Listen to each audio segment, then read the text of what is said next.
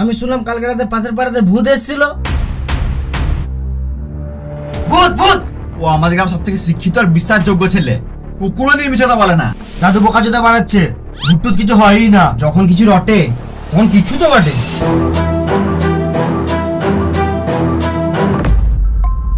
আমার কথা মন দিয়ে শোন। এ সবাই চুপ চুপ, অনেকদিন থেকে গল্প শুনি নাই। ওই ভূতটা তো কিছুই ছিল না। এখন যে ভূতটা আছে না, সেটার নাম হলো স্প্রিং ভূত।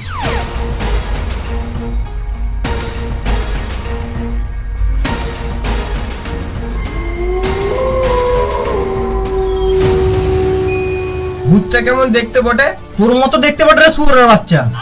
ভূত ভূত ভূত! কালকে আমার বউকে ভূতে নিয়ে চলে গেছে। আজু ভূত, এখন কদিন যাস না, তাহলে ভূতে ধরে ফোন মেরে দেবে, গান মারাবি। আমরা তো মারা দূর থেকে দেখি, তুই তো মারা ঘর ঢুকে যাস বোকাচোদা। যা দেখছি আস্তে আস্তে ভূতের উৎপাত কিন্তু বেড়ে গেছে। আমাদেরকে স্প্রিং বোর্ড রাখতে হবে।